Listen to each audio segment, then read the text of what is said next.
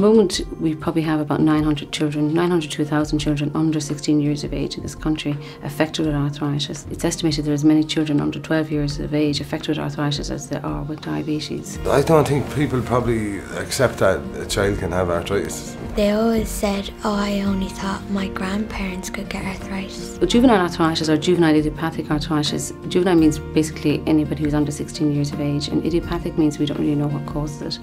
And arthritis, as we all know, is inflammation in the joints. Our lives have just changed dramatically. Everything has now become about Mary Kate and the hospital visits and, you know, trying to plan our lives around it. I can see a huge change. Katrina went from a child who was running around and played, was sociable, was happy. She went to a child that she was always in pain. She didn't want to go out and play anymore. Very, very painful. And sometimes I'd have, if I was going up the stairs, there'd be tears in my eyes. She is more articulate, and certainly is more articulate today than I think a lot of children her age would be. But I think she's trying to tell us an awful lot that she can't. Like other people go, oh yeah, I understand you're in pain. But they don't understand it's severe pain.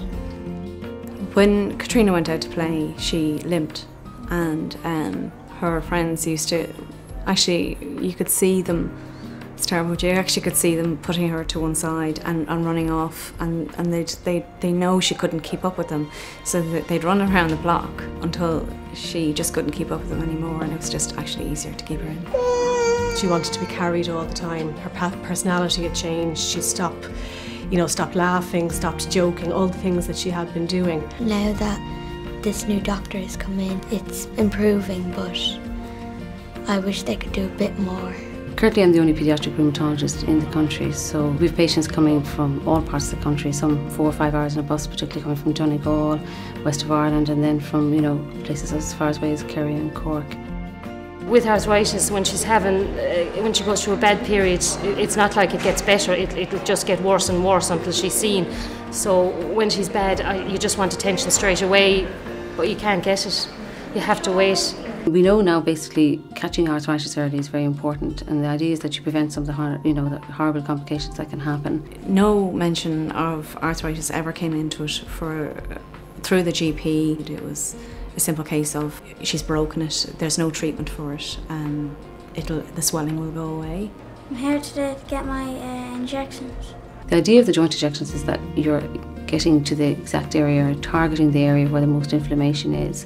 I'm here to get my wrist, my finger and this finger injected because they're becoming really sore and swelling up, and hopefully the injections will reduce the pain and reduce the swelling.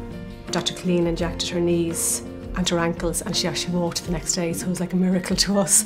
They help a bit, alright, but they don't seem to last that long either. I was able to work on her knees and I was able to work on her elbows. I wasn't able to straighten those at all, no matter what I was doing. So she's getting the steroid injections into her arms and into her elbows, and possibly one of her wrists and possibly one of her knees as well. Children typically under about 12 years of age, unfortunately, cannot tolerate joint injections without some good analgesia. We, in the minimum, give them a full anaesthetic to put them to sleep. It's traumatic that she has a general anaesthetic, and all of that is worrying. When I first came and got it done, I was terrified.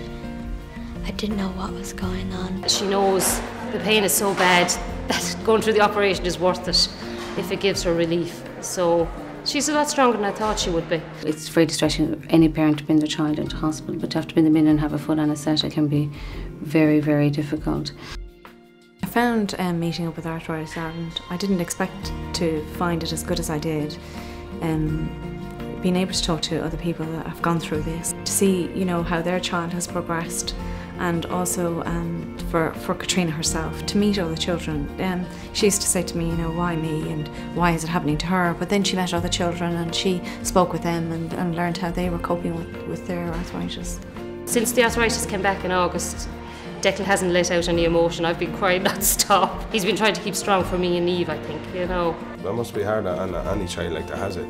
You know, especially when it's all go with a kid. I'm not going to tell him to, you know what I mean, to sit at home and wrap him up and cotton wool or anything like. My greatest wish would be to run around and do stuff that others do but I can't do, and love to be able to jump on top of my sister and do all the things that my arthritis won't allow me to do. With arthritis at this age, it will affect the growth, so that you can end up with a shortening of a limb or a joint. I suppose one of our fears would be that the joints would become deformed or locked or something like that, and it's a huge responsibility that ultimately we're responsible for making sure that doesn't happen.